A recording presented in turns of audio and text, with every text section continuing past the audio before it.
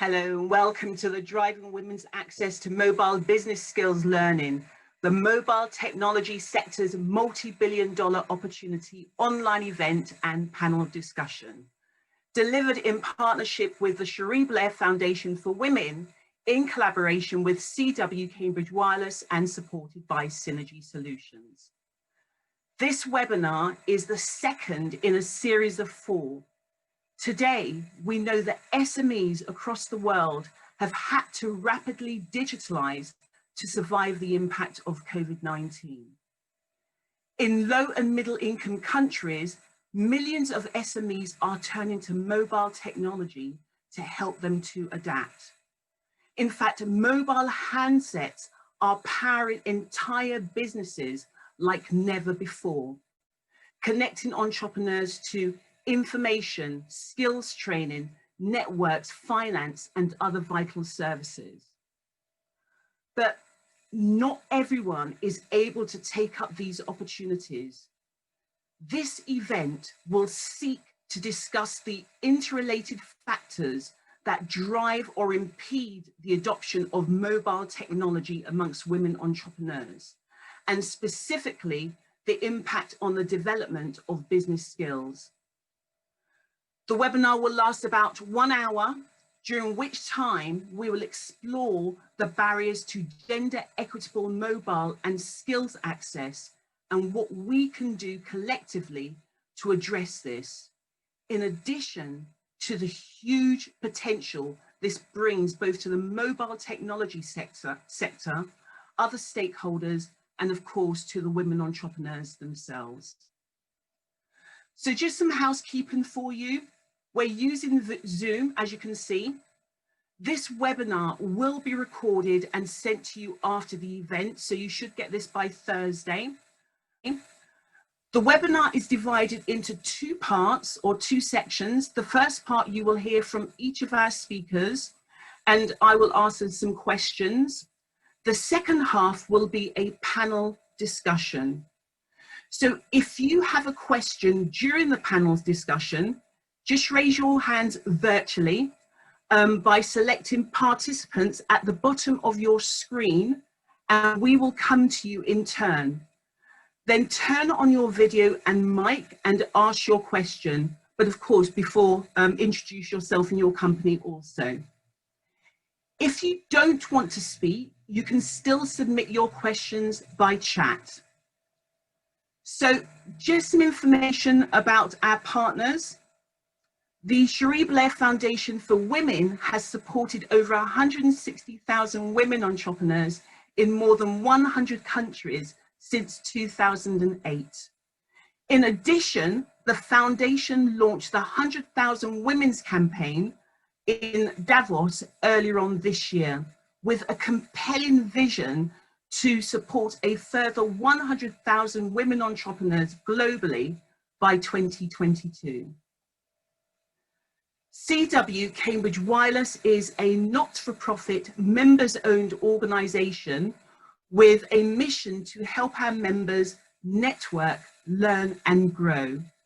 With significant expertise in driving innovation through sharing knowledge, collaborative working and building connections, leveraging our active community of over 1,000 technology companies ranging from device manufacturers through to innovative startups and universities.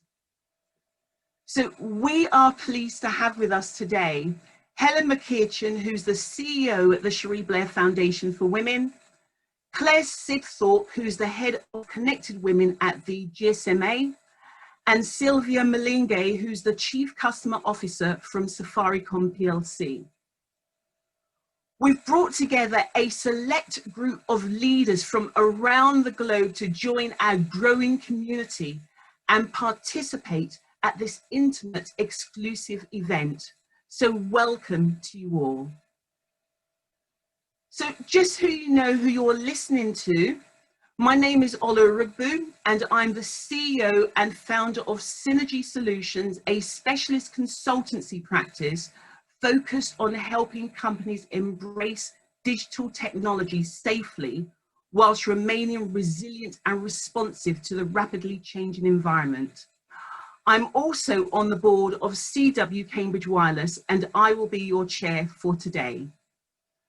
So with this in mind, I would like to welcome our first speaker, Helen McKeachin, the CEO of Cherie Blair Foundation for Women. Helen will talk through the foundation's work on breaking down the barriers to gendered business skills on mobile. Welcome, Helen, and over to you. Thank you, Olu. It's great to be here today, and welcome everyone. Today I want to focus, as Olu said, on the potential of mobile learning to empower women entrepreneurs and the wider benefits this can have.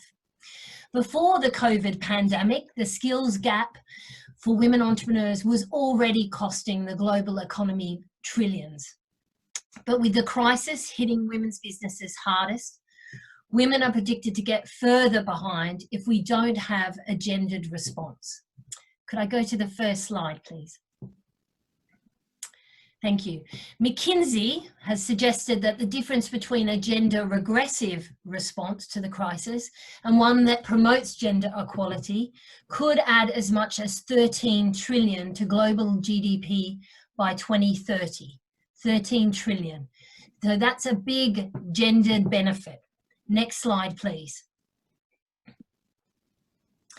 But unfortunately, compared to men, women face enormous, different interconnected barriers to economic empowerment. Women entrepreneurs have to grapple with these if they are to be successful. Women spend 2 to 10 times more time on unpaid care than men. This means less time to develop their businesses and themselves.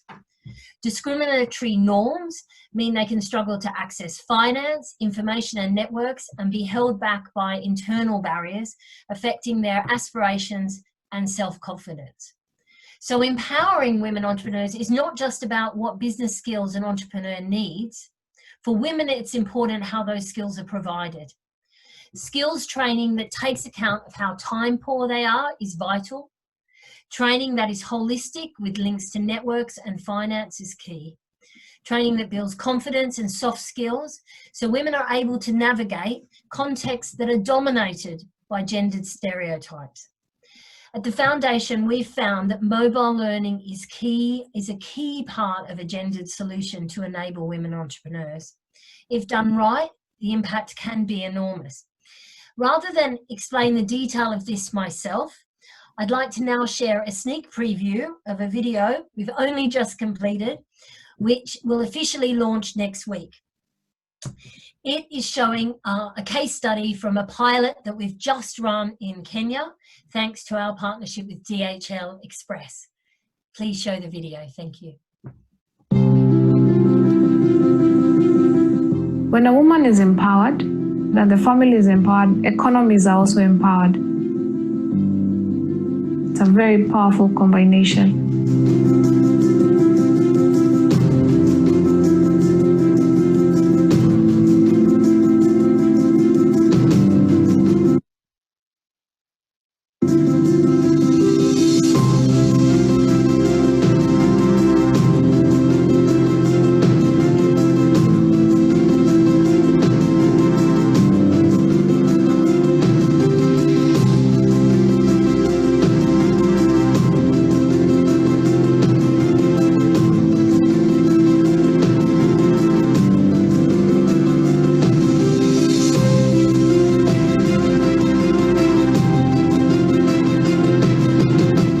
My name is Juliet. I do this business. I sell vegetables. What motivated me is that I like to be self-independent without anybody supervising me. I am the boss. Before I used the app, I was not understanding business more than the way I am understanding it now. To be honest, before we were kind of running blind, so the app is like a light in the dark. Where women are engaged, they are participating, communities prosper. But where women are also not participating, you can see also communities suffer. Women go through tremendous challenges: financial inclusion, access to financial investment, access to financial tools, to start and run and maintain the business.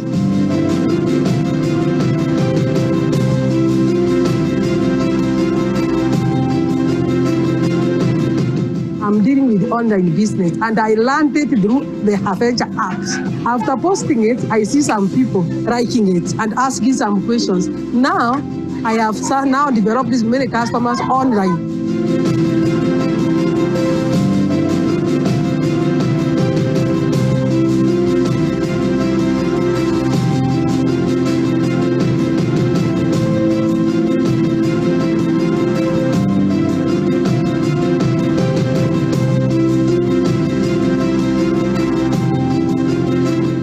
Our business was able to grow even though there was a pandemic purely because of being online. An application that is able to address issues that women face, how to start a business, how to grow your business, how to access loans, how to network, where can I find markets. It's very important that we have these learning programs that encourage women to take leadership roles.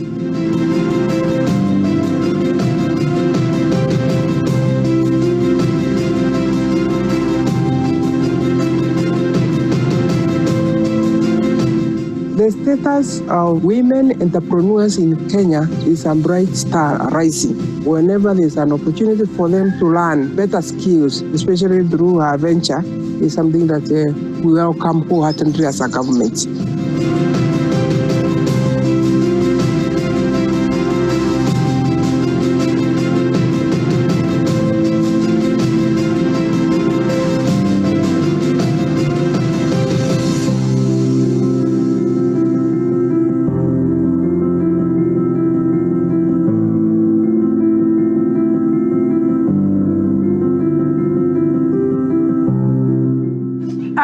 My future, when you come again, you'll not meet me here. I will be an international business ready because I have that big vision in me.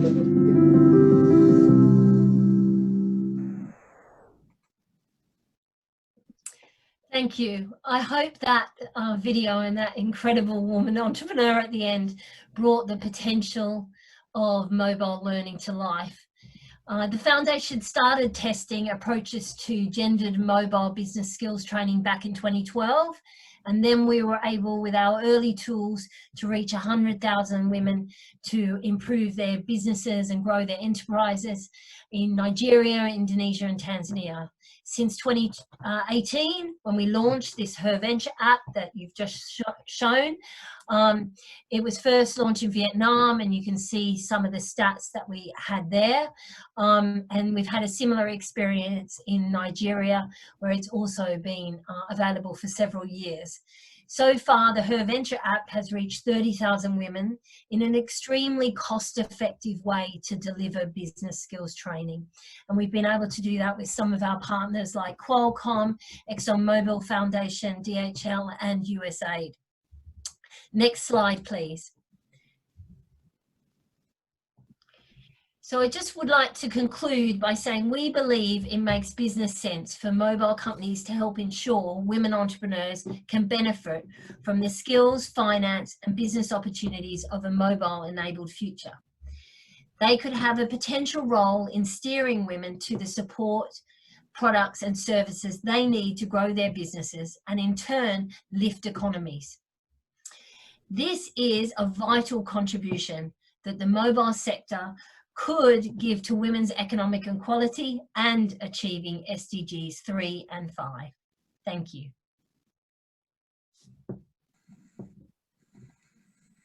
Helen, thank you for that really impressive presentation.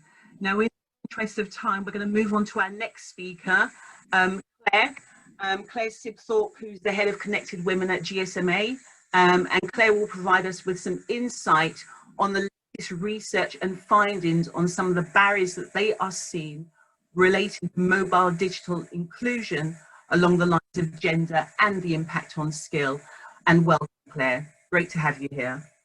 Great, thanks a lot for having me. So I'm head of the Connect Women, Connect Society and Assistive Tech program at GSMA. For those who don't know, GSMA, we're an industry association representing the mobile operators. And at Connected Women, we're focused on digital and financial inclusion for women. So as was highlighted just now, mobile is an incredible tool to reach. In fact, most of the world's population access the internet and other key services on mobile, but I think it's important to look at what we know in terms of that access and use and the barriers.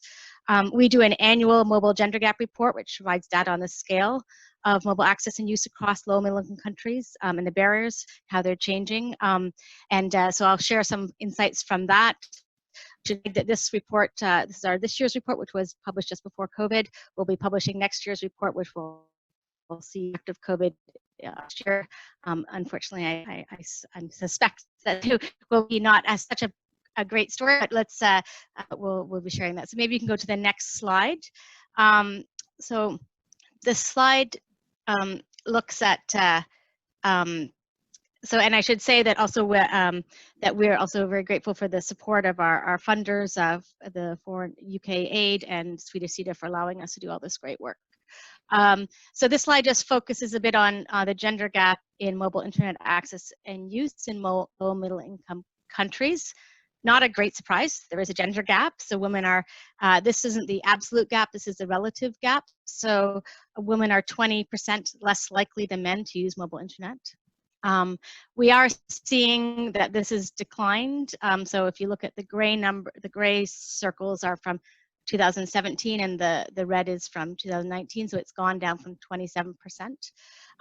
That's been driven primarily by South Asia, where we've seen changes in the market dynamics, particularly increase in affordability of data, which has driven that gap. But other regions, it has remained relatively stable in the time that we've looked at. So for example, in Sub-Saharan Africa, really hasn't been much change. So you can see that there is certainly a gender gap. So if we're looking at using mobile and mobile internet to reach women with digital skills programs, to be aware of that. Maybe we'll go to the next slide, because I think it's important to also look at the country level data. So this looks at ownership, mobile ownership and mobile internet. So again, you can see there's gender gaps, and even in countries where there's not a gender gap in ownership, you can still see there's a gender gap in internet use. What I think is also really interesting, if you look at the bottom left, you can see that 82% of women in low and middle income countries own a phone. So the potential of this technology to reach women is very much there. There's a huge, this is probably why we're looking at it today. There's a huge opportunity. It is a tool that's reaching many people, but there is still a gender gap. The gender gap in mobile ownership is 8%, and that really hasn't changed. So that's been sort of pretty well stagnant, showing that those who are unconnected are particularly hard to reach. So to be aware that not everybody has a mobile, certainly not all women. So let me go to the next slide. I think when you're thinking about how to reach women, it's important to understand sort of the journey that people take and the different barriers they face in that journey. So this is, obviously, it's not a linear journey, but this is a kind of high framework that we use. And so you can see that from women owning a phone to being able to use the internet regularly, in our data, we see that the gender gap grows at every step in this journey. We looked at what are the barriers at different stages, and the arrows show whether that barrier has increased in importance. We asked what was the top barrier to ownership and use, and if the arrows show whether it's increased since previous year or decreased. So what we can see is that in terms of mobile phone ownership, affordability, particularly handset affordability, is the biggest barrier for women. And once they have a phone and are aware of the internet, then in terms of using the internet, literacy and skills is the biggest barrier, and affordability is a second very substantial barrier. But we're also seeing changes along the way. So for example, awareness of mobile internet and it has decreased as a barrier, as well as women and men are seeing it increasingly relevant to their lives. Safety and security has also emerged as a barrier in more recent years. This includes issues such as harassment on social media and data privacy. So these are what we see as some of the key barriers that need to be addressed. Maybe just quickly, next slide. I mentioned that the gender gap increases at every stage of the journey. What we're also seeing is that women are consistently using less services than men, even when they have a mobile. So for example, in Kenya, women are using on average 30% fewer mobile use cases of than men, and in India it's 44%. So the barriers that I'm talking about not just affect their ownership and use of it, but how they're using it and limiting some of that use. And I'll just conclude the final slide. We know that, and I should also mention that we've also looked at whether the impact of social norms on this issue, and we've also done some analysis that looks at if you hold levels of education, income, and literacy and employment constant, there's still a gender gap in ownership and use of the internet. So, which shows that issues such as social norms and discrimination also play a big role in terms of the barriers. So when we look at, how can we address this problem? Because I think if we're trying to reach women with women entrepreneurs and with skills training and skills training, we need to consider the range of issues that would need to be factored in. And I think it needs, it's clear it needs concerted action from everyone. It's not going to go away, and I don't think about all the different barriers as has highlighted on this side. There's a real risk that women's marginalized positions in many countries will be reinforced and made worse. So, so we have a kind of a series of recommendations that we think. So first, I think it's really important to understand women's needs and barriers and effects of social norms to reach them. It's important to involve women in the design of products and services and to kind of understand the challenge, and then look at the very specific barriers, that women face and how to address them. We have reports with a much more extensive list of how this can be done and recommendations. I just provide a few here as examples of some of the things that we see as important. And we've seen that if you do think about holistically about the range of barriers and what needs to be done to reach women, it is possible to address the gender gap. It is possible to make a big difference. Our mobile operator partners have made commitments to reduce their gender gaps, and in the last few years have reached over 35 million women as a result. And in fact, partners like Safaricom, who are just doing incredible things, and you'll hear from them in a minute, just absolutely incredible things and really innovative and approaches to trying to reach women and seeing a real difference and a real impact. So I guess I would say that if we do think about all this range of issues and take targeted specific action, it is possible, but we can't ignore the fact that there is a gender gap in mobile, and we need to reach all women, and we need to think about this range of issues if we're going to kind of address it and make sure we're reaching the women who do need it most. So I will end there, and thank you so much. Great, Claire, thank you so much for that. So that was really insightful, certainly in terms of some of the challenges that women are facing and mobile network operators are facing. Now, again, in the interest of time, we're going to move on to our next speaker, Sylvia Malenge, who is the Chief Customer Officer from Safaricom. And Sylvia will talk about some of the work that Safaricom have done to drive mobile learning, innovation, and business opportunities for women in Kenya. We will have the opportunity to bring all of our speakers back and ask them questions as part of the panel session. So welcome to you, Sylvia, and over to you. All right, thank you very much. I hope you can hear me well. Really excited to be here. My name is Sylvia Malenge, as been said. I'm the Chief Customer Officer of Safaricom, responsible for driving our consumer commercial business. And I'm also a mother of two, a woman entrepreneur, and therefore really excited to be part of this conversation because these are the things that I'm passionate about. And I have a few slides to share with you, and I'll quickly talk through what we have done as Safaricom and the reason why even giving strength to platforms such as this is an imperative of our business. Now, if we go to the first slide, a brief description of who we are.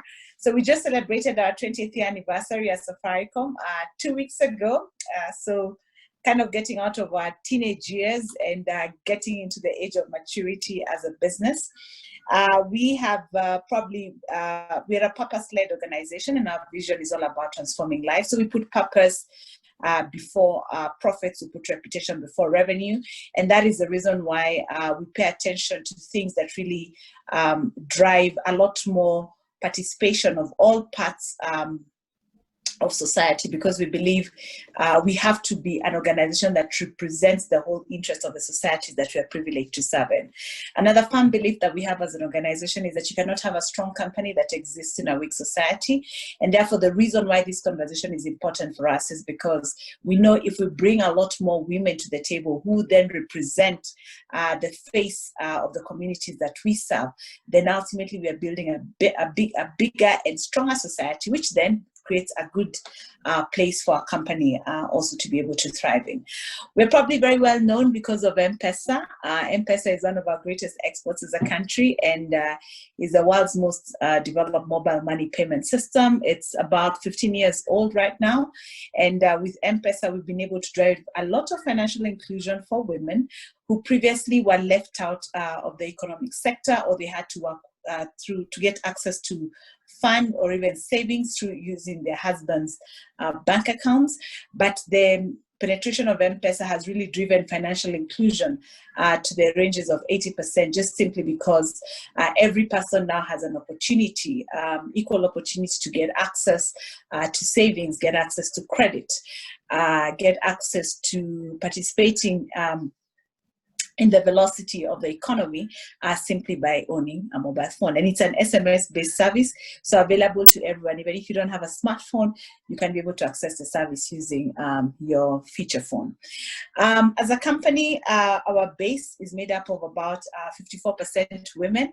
And it was interesting listening to Claire as she was making her presentation, because there's actually some commitments that we have made as a company to the GSMA Connected Women program, where we have committed to increase the work of the proportion of the female customers that we serve in the country.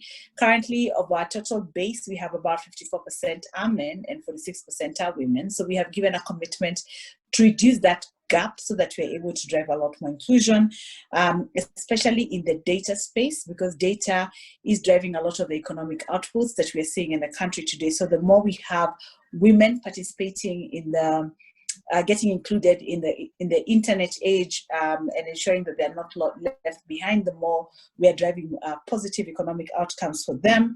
We have also given a commitment in terms of increasing the proportion of our mobile money customer base, the women who are accessing our mobile money service from 46 to 50% in the next 3 years.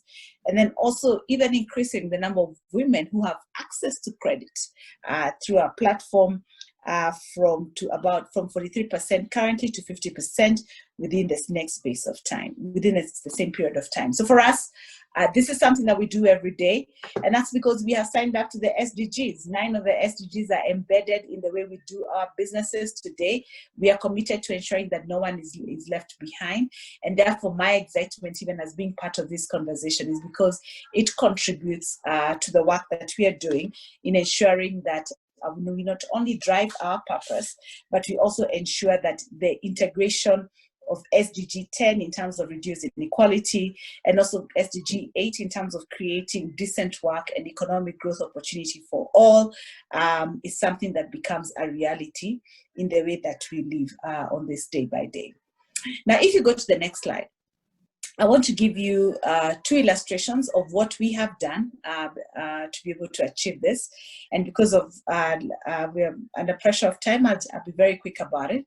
So one of the things is I spoke about we want to drive a lot more digital inclusion, and one of the biggest access and barriers to owning, to getting into the internet age is the ability for women to be able to own a mobile phone. Now, we not only want them to own a mobile phone, but we want them to have access to a 4G enabled smartphone. And when you look at the average cost of these devices, they range between, the cheapest we have in the market right now is between $50 and $60. And if you look at the disposable incomes that a lot of our consumers earn, they earn way below that. Many of them are earning a daily wage, and therefore it becomes difficult for them to be able to aggregate the amount of money or to be able to save the amount of money that is required for them to be able to own a smartphone. Now, as a telecom company here in Kenya, we have invested a lot in terms of expanding the network coverage, and now we are almost at about 100% 4G coverage across the country. But a lot of people are still not able to access. About 50% of the customers on our network are still using 2G devices, and therefore they're not able to enjoy the economic benefits that come from taking a lot of your businesses online. Majority of also of the population is we call them hustlers. They are people who are looking every day. They can't get access to white collar jobs, and therefore they have to figure out how do they run their own small and medium enterprises and use those to be able to generate the income that they need to be able to feed their families and provide support to their communities. So what we have now then done is to figure out how can we then get a lot more of these businesses getting into the digital age, and they can't do that without access to a smartphone.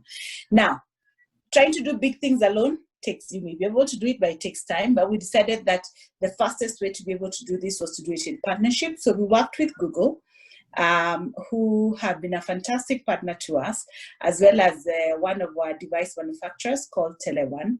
And we came up with this proposition that is called Lipa Mdogo Mdogo. That is a Swahili word that means pay slowly over time.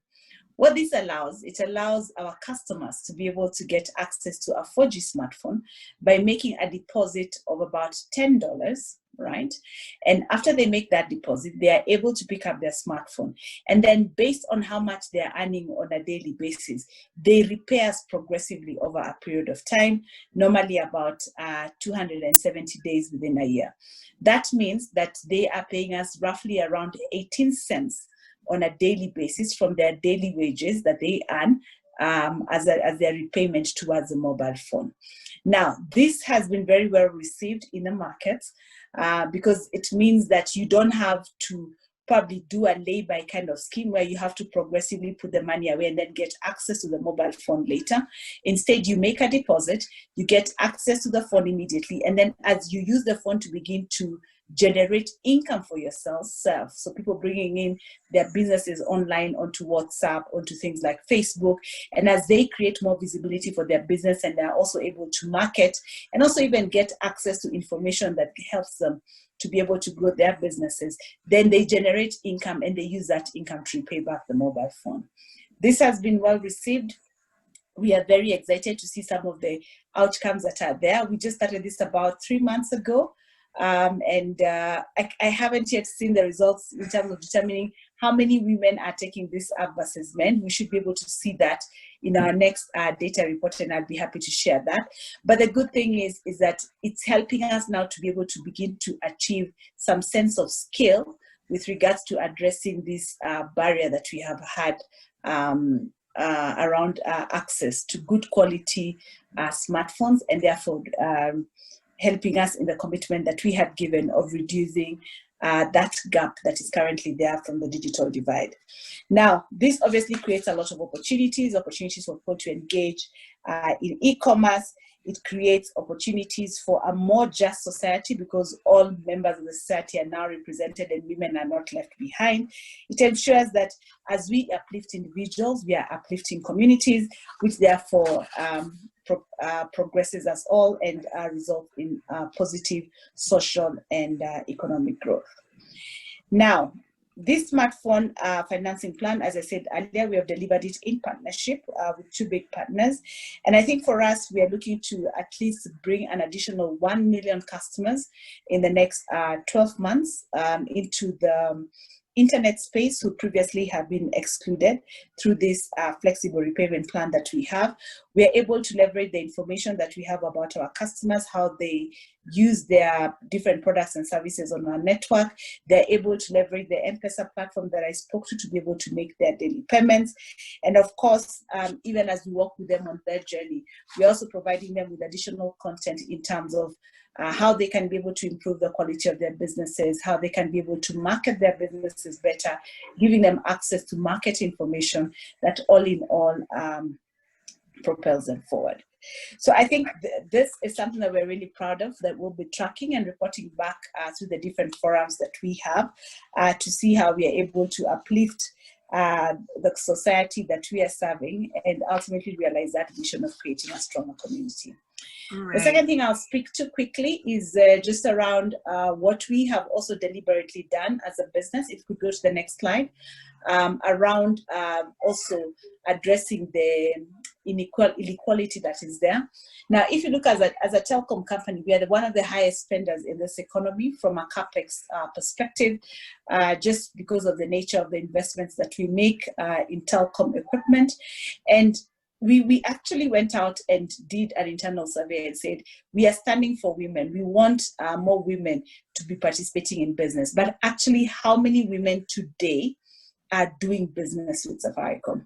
And it was interesting, when we did the survey 3 years ago, we realized that yes, we do have representation of women, but they are working in categories that are not necessarily categories where we spend a lot. So you find this women businesses, women-owned and women-led businesses are in areas like decor, events, HR, travel, which we spend on. But if you look at where the big bucks go, it's being a telecom company, we're spending majority of our money on telecom-related kind of infrastructure spend. And therefore, we did an EOI, expression of interest, and we asked women, why are you not coming to do this kind of businesses or coming to run infrastructure type of projects with Safaricom? And in that conversation, it was very interesting to see some of the things that came up. A lot of women have a lot of self-doubt. They think they're not skilled enough. They think that is a man's world. And that comes a lot from the way we have been socialized in our communities, where we think that women do certain types of jobs and then men do different types of jobs. So we started off this Women in Business program, which I'm really honored to lead and have led for the last 3 years. And this has been a deliberate effort of working with women, girls, first of all the way from school, in high school and universities, and telling them that it's good to be an engineer. Yes, you can be an electrical engineer. Yes, you can do something in IT and come and work in a company like Safaricom. And you're not different from your male counterpart who is with you in class. So working with them from there, but then also then creating opportunities with them within Safaricom through our Women in Technology program that we run, where we give them exposure during their university years in terms of internships, and then creating a weighted skill that allows us to bring in more women when we're doing our graduate management trainee programs. And then on the supplier side, now gone deliberately to actually begin to build women businesses that are working on our infrastructure side. Great. If you look at that percentage. Sylvia, I'm just going to jump in very quickly. We will have the opportunity to ask Sylvia some more questions. We're now running into the panel session, Sylvia. So really, really great presentation. And I know that there is a lot more that you would like to go through. Our audience are keen to ask you some questions. So what I'm now going to do, Sylvia, is bring back all of our speakers, and then we'll open up the panel session, and then we'll be able to run through some more questions. But thank you so much for that presentation, absolutely brilliant. And I'm really looking forward to the additional questions that are going to come through, or the questions that are going to come through the panel. Great. Okay.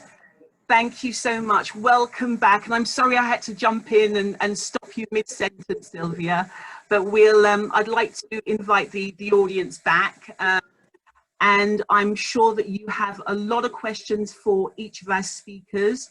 So if you would like to ask a question, please just go down to the participants button at the bottom of your screen, and then raise your hands, and then you will be asked to, given the opportunity to ask a question, and you'll be able to open up your video based on your hands being raised. Okay, I'm just going to ask my first question here. So since I jumped in with Sylvia, I'm just going to ask you really quickly. So what does the mobile technology future look like for Safaricom? Does that mean that new skills are required, or what are they, if that is the case, in terms of, you know, emerging technologies? You talked about the skills for the women entrepreneurs. What are those new skills if they are needed? And how are Safaricom preparing women entrepreneurs to take advantage? Okay, so it's increasingly becoming a digital world. And I think COVID has brought that reality home for many of us. We've had to change how we are working and now beginning to embrace a lot of remote working. But also even in terms of how our customers are living their lives, they are living a lot more kind of digital types of lifestyles.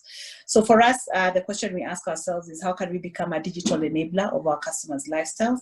And that requires us to have a very good understanding of how they live their lives, understanding a lot around their behaviors, looking at the data that we're getting in terms of how they spend, how they communicate. And therefore, this means that we need a different kind of skill set that we probably have not had before. Skill sets around big data and analytics, skill sets around solutions around AI that are a lot more predictive and proactive in terms of understanding consumer behavior, solutions around health, building digital ecosystems in the spaces of health, education, because those are the things that are important for our customers.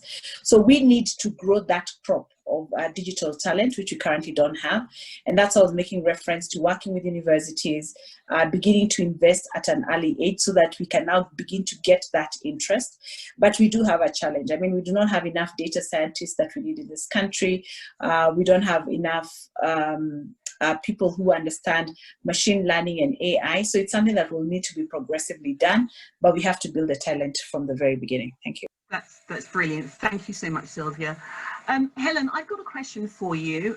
So the audience, they're just warming up, so I'm sure some questions will come through the audience. But how is women's access to mobile a barrier to the foundation's work and the solutions that it is able to provide? So what are some of the challenges that you see and have experienced as a result of this gender gap in the mobile digital area? Well, I mean, Claire's presentation was fantastic at showing us how that gap at different levels manifests itself in different countries. And we do grapple with that gap because mobile skills development is not the only way we can develop skills. We can do it face-to-face, we can do it online, and we have other programs that do that. But the advantage of mobile is it can reach a lot of people very cost effectively. And as I hope we've shown, we can do that in a gendered sensitive way.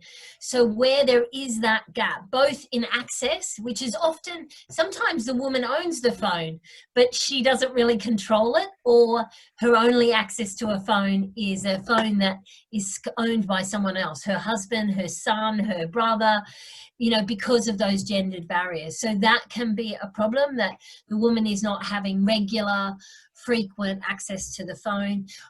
It's being controlled by somebody else.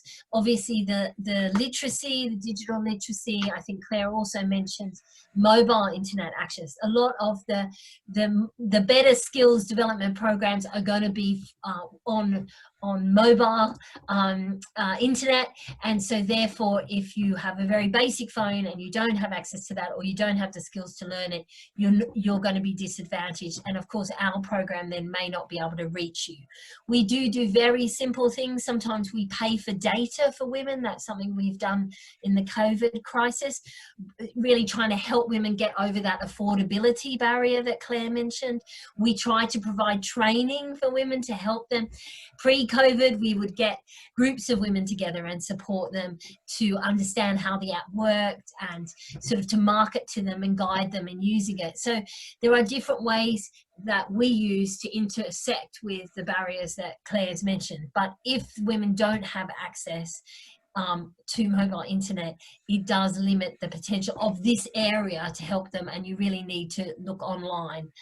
You need to look offline in the face-to-face world to try and bring that support to women, which we also do, but it just costs a lot more money. Absolutely great. Thank you so much for that. Thank you, Helen. So I do have a question for you, Claire, but I see that we've got somebody who wanted to ask a question. Is that correct? Yes, I'll just get off. Hello, Sadia. Okay. Hi, I'm Sadia Cuthbert from Judge Business School, Cambridge University. I had a question. It's really fantastic to hear about that end of the work that we're doing. I wanted to understand that is any effort being made to actually find funding as well on, say, on angel investor side, etc., for entrepreneurs, for female entrepreneurs in these countries, because that would certainly lead the way and encourage the way forward. Do you want me to take that, Olu? Yeah. Yes, please. That is a huge and wonderful topic in itself. So I won't go into that in huge detail, but there are very significant efforts going on to try and close the gender finance gap, which is the biggest barrier that women entrepreneurs face. There is a skills and knowledge side of that, where women need to understand what are the financial alternatives and how do they get prepared to access that finance. And something like Her Venture and other training we do prepares women to be able to then access that finance. But making the finance available itself, the money available, is another part of the challenge. We've seen huge initiatives over the last few years. You may have heard of the World Bank WeFi program, as well as obviously social investment finance, venture capital investment, micro finance, which has been around for many years, and making sure that that is really reaching the people that it should. So there is a lot of efforts, but it is still a challenge. And our experience is that the biggest impact is if you can bring together the skills and the knowledge with the finance.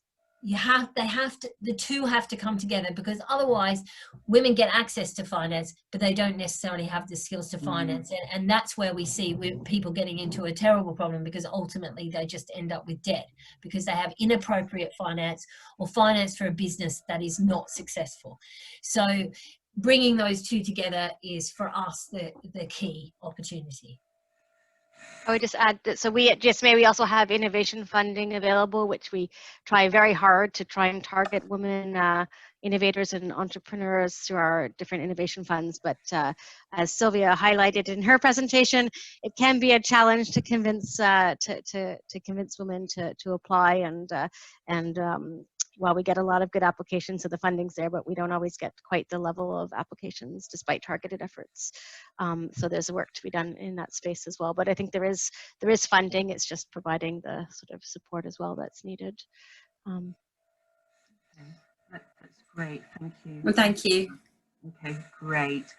Okay, so okay, that's great. So we've now got a question from, I believe, Tony. Yeah. So if you'd like to just turn on your video. Sure. Hi, my name is Tony. I'm also from the Judge Business School. Can you hear me? Yes, we can. Sadia, if you could just turn your video off, that'd be brilliant. I must say, this is some inspiring work. And I just wanted to know, obviously, we at Cambridge, the students, we don't have a lot of money, but we do have business acumen and obviously technical knowledge. How can someone get involved in your efforts? Who's that question for? Is that for Helen, or who's the question for, Tony? It's for Helen. Okay, Helen, over to you. So how can you get involved in our efforts? Well, there's a couple of ways, but it does depend where you're at in your life and work experience. We have a global mentoring program where we match up women entrepreneurs in low and middle income countries with a mentor who could be anywhere in the world to support them to develop their business. That is a skills-based match. So we work through with the woman entrepreneur. She does an application, defines what she needs, and then we look for a match from a pool of mentors. That program does have to be funded, but we do work very hard to try and get some mentor positions funded outside of our corporate partners. So that is one way you can get involved in our work. Another way is obviously to become a supporter, a financial supporter of the program, and to keep involved that way and help our work. Another way is through events like this. We have a network on LinkedIn and also through our website, obviously keeping up to date, but we don't have any other opportunities beyond that. They're the kind of main ones funds at the moment. We have done a little bit of work with King's in the past with their entrepreneurship program and looking at how they can support women entrepreneurs in low and middle income countries. But there are costs involved in that, so it does need to be funded to make that kind of thing work. We're very happy if you contact me on LinkedIn or something to take up that conversation further and see what we can do.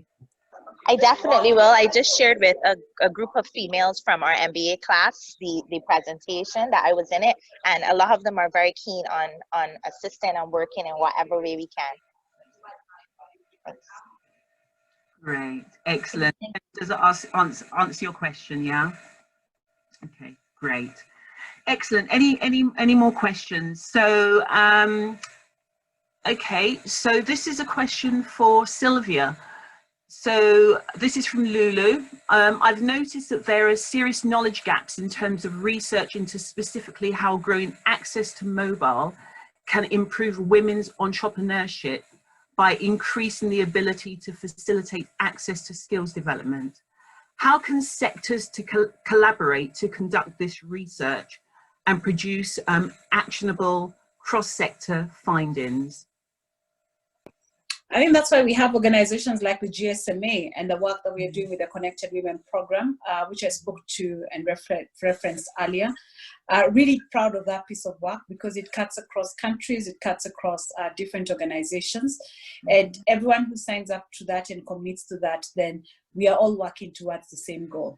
I think ultimately, if we are all working towards the goal of getting a lot more women in the connectivity space, and specifically with access to internet, any work that we then jointly do together through pieces of research, organizations, even probably like what this convention we're having today is a step towards getting a lot more understanding and a lot more information on what the possibilities exist, and then it's creating a platform which inspires people to begin to think differently.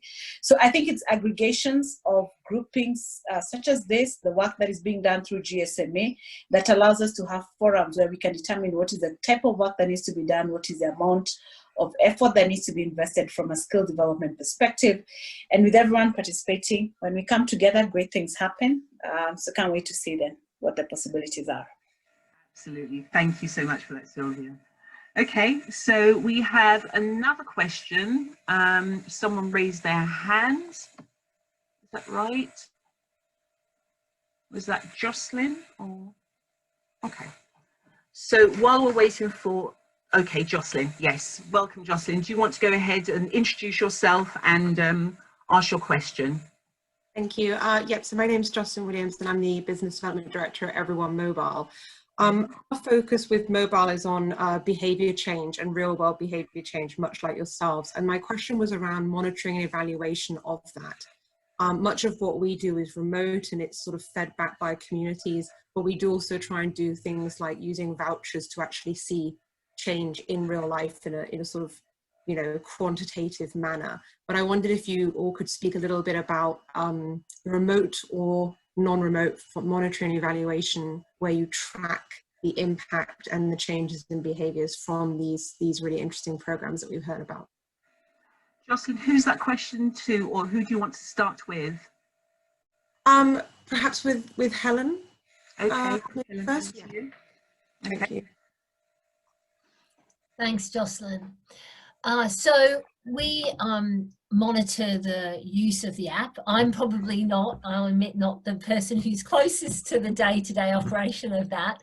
Our program staff do that, but we monitor the use of the app. We can see, because it is an app, we can see, you know, whether it's just downloaded but never used. We can see how often it's used, how far people get through the program, and we actually use information from that to help us offer more advanced training to women entrepreneurs. So we can see, because of the nature of the app, we can see how it's used, the extent that it's used.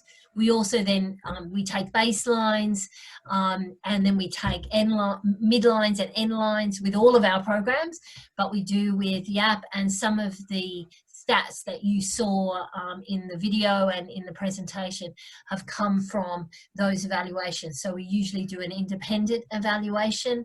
We're obviously monitoring it ourselves, but then get someone external independently to ourselves to interview women who have downloaded the app, understand how they use the app, and we use questionnaires to assess what impact it had. So they complete the questionnaire, and then we will sometimes do follow-up interviews.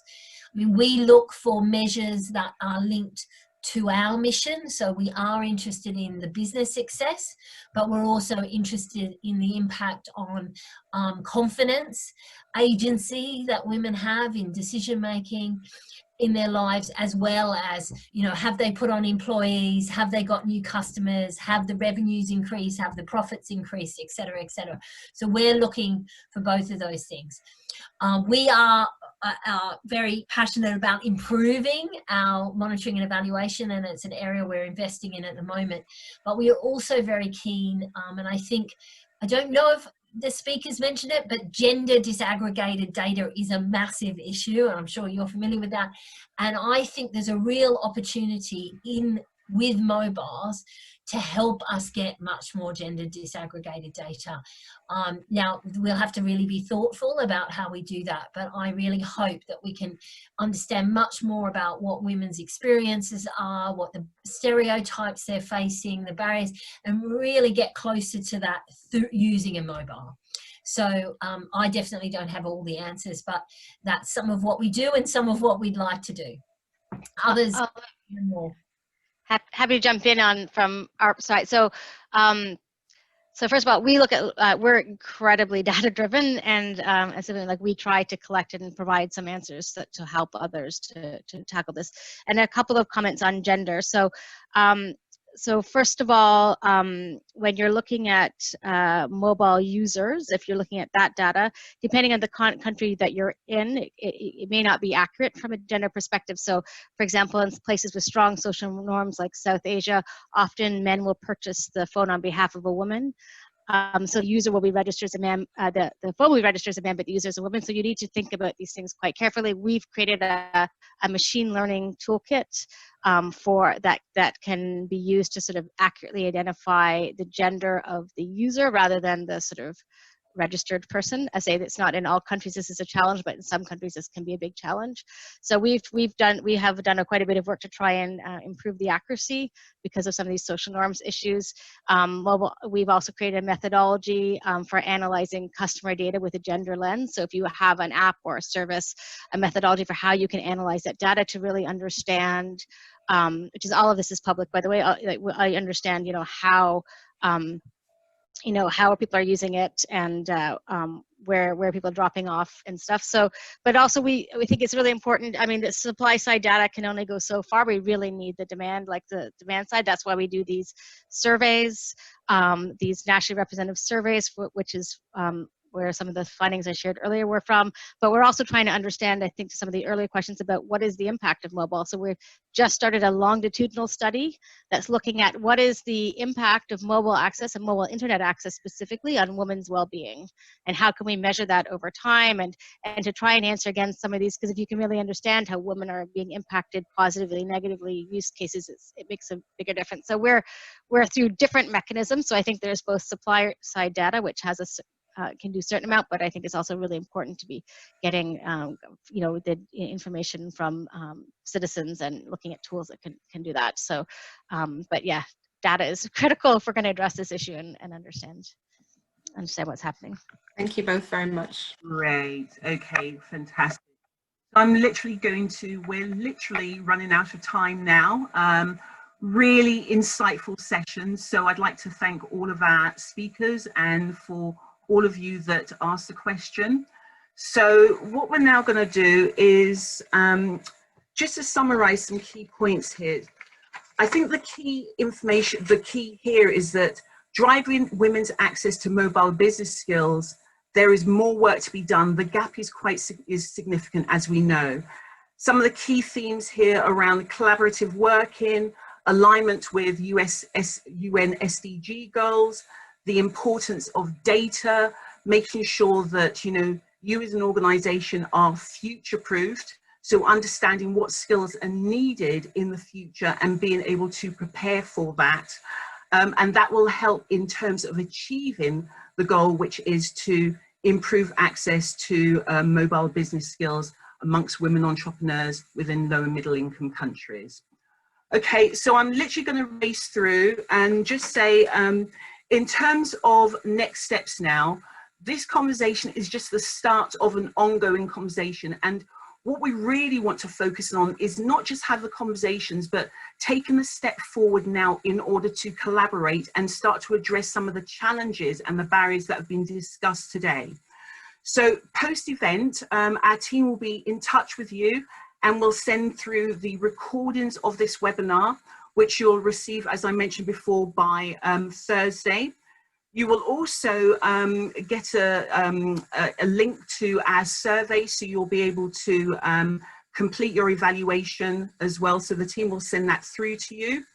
If you want to continue the conversation, you can continue by reaching out to us and connecting to either Cambridge Wireless or Cherie Blair Foundation for Women through LinkedIn, Twitter, Facebook, or Instagram.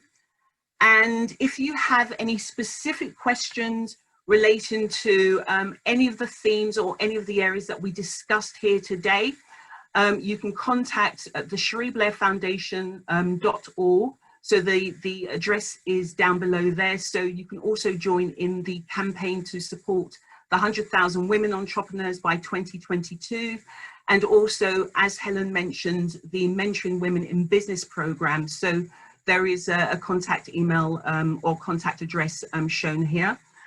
If you would also like to find out a little bit about what we're doing and some of the events that are in the pipeline for offered by Cambridge Wireless, CW Cambridge Wireless, you can go to our website, www.cambridgewireless.co.uk, or drop us an email, membership@cambridgewireless.co.uk, or even just give us a call. Finally, I would like to thank each and every one of our speakers for joining us today. So that's Helen McKeachin, Claire Sidthorpe, and Sylvia Malenge. So thank you so much for your time today and for sharing your insight. I would like to thank each and every one of our partners, so CW Cambridge Wireless, the Cherie Blair Foundation for Women, our supporters, Synergy Solutions. And I would also like to thank you for joining us.